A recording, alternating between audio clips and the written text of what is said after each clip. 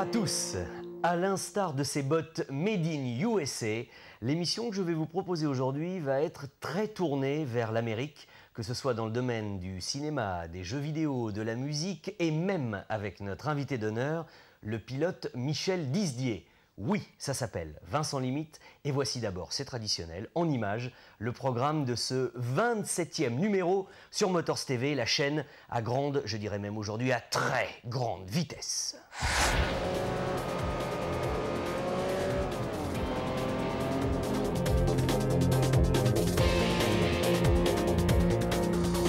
J'ai commencé à m'intéresser en fait aux courses aux États-Unis. D'abord l'IndyCar parce que c'était la Formule 1 américaine.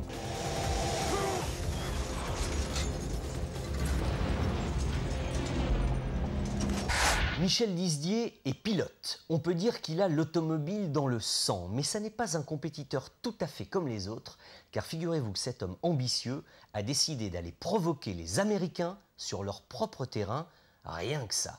À l'occasion d'un essai automobile sur le circuit de Lurcy-Lévis, nous en avons profité pour faire avec lui un point sur une carrière certes un peu tardive, mais prometteuse.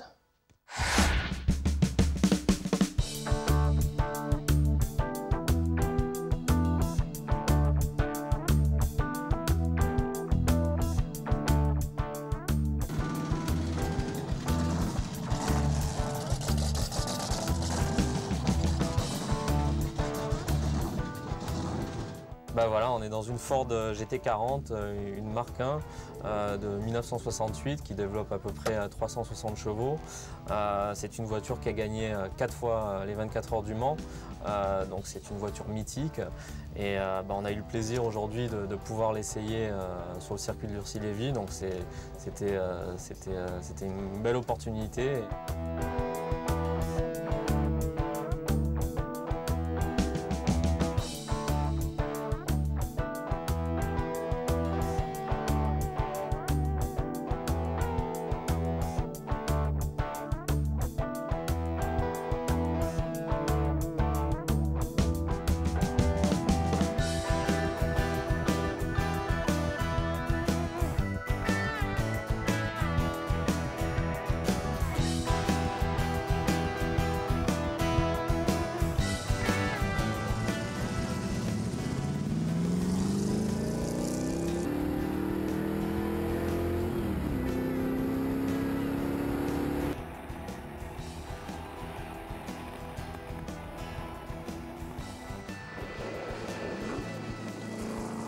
On retrouve des sensations de l'époque.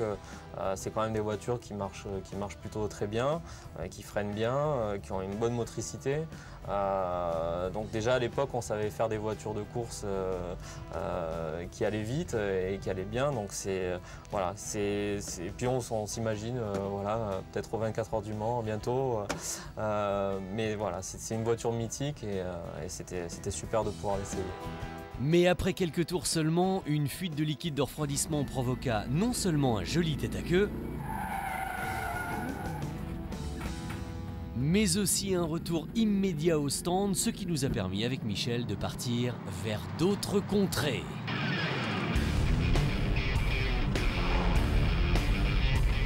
Le rêve américain, c'est quelque chose qui m'a toujours touché. C'est vrai que l'Amérique m'a toujours fait rêver par son immensité.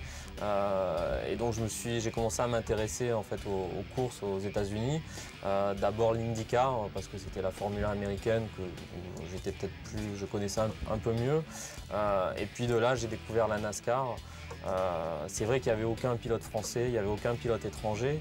Et à ce moment-là, bon, je me suis dit ça peut être compliqué, mais j'y suis allé au feeling en me disant il faut prendre des contacts et tout est parti de là.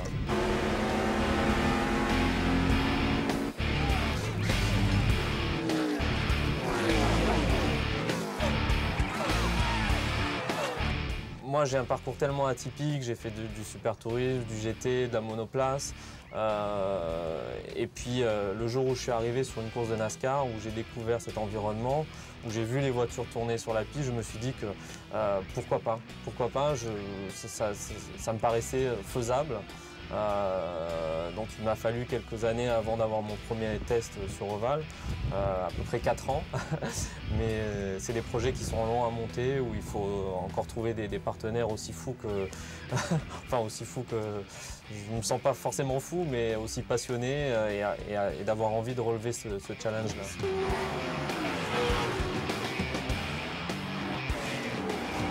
Et puis j'avais envie d'un challenge et mon intuition m'a poussé vers là. C'est vrai que beaucoup de gens m'ont pris un peu pour un dingue, honnêtement.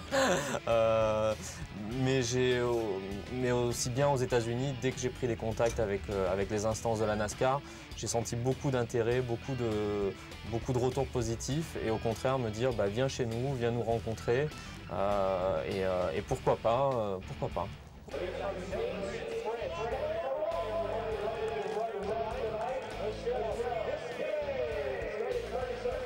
Tant que j'avais pas fait mon premier test sur ovale, j'étais pas persuadé que j'allais aimer ça non plus parce que je pense que quand on est pilote, il faut se retrouver derrière un volant pour vraiment comprendre si on aime ou si on n'aime pas. Et lors de ce premier test, ça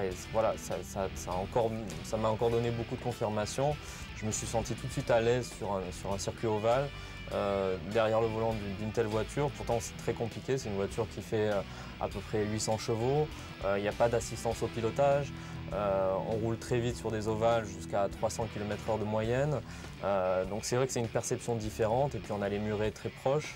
On n'a absolument pas droit à l'erreur, donc c'est une perception différente.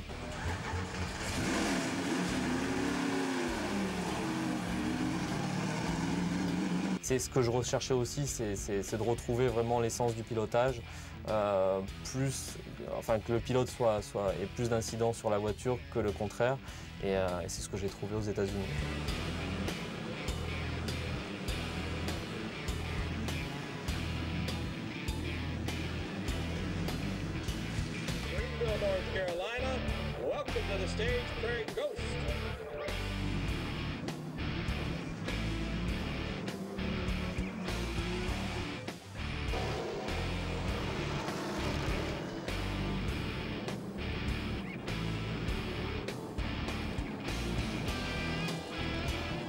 Bah, c'est vrai qu'en F1, on n'a plus forcément le droit de se bagarrer.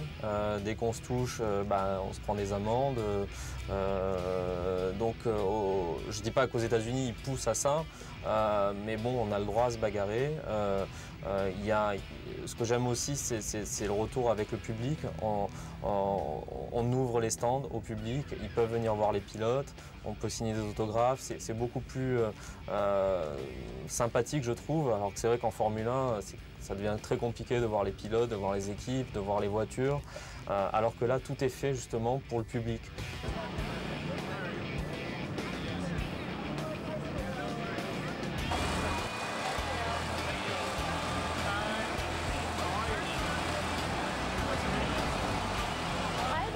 C'est vrai que le parcours a été forcément plus long pour un pilote étranger, puisque je suis un des rares pilotes étrangers et le seul pilote français à y participer.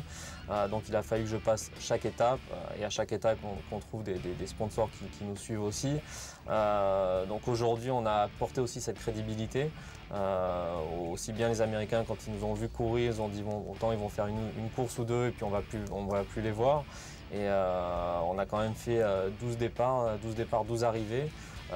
Régulièrement dans le top 15, voire le top 10, donc c'est vrai que ça a marqué les esprits aux États-Unis. Ça a crédibilisé en tout cas. Voilà, ça a crédibilisé. Aujourd'hui, on est prêt on est mûr pour aller en NASCAR dans une des meilleures séries.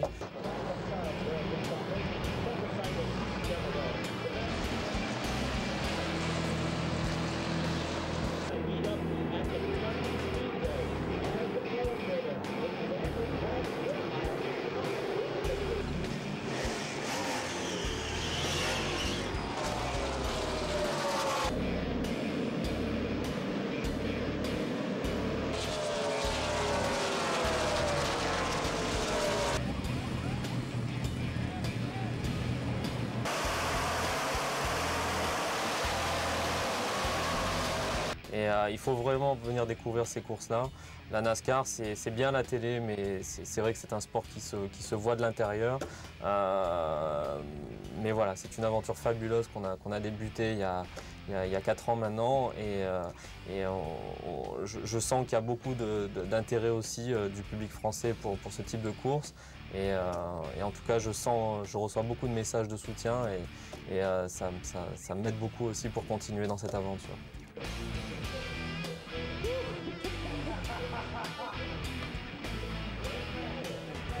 Après ce portrait de Michel Disdier, vous voulez en savoir encore plus sur la NASCAR? Eh bien, je ne vois qu'une seule solution. Allez vous-même aux commandes de ces bolides d'1,5 tonne, c'est NASCAR 2011 The Game. J'avoue qu'il est bien difficile de saisir toute la finesse d'un sport n'ayant jamais fait vraiment partie de notre culture européenne.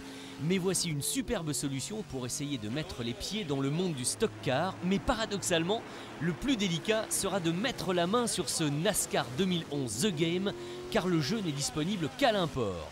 Juste assez compliqué pour ne pas décevoir les amateurs, juste assez abordable pour les débutants, je vous le conseille très fortement.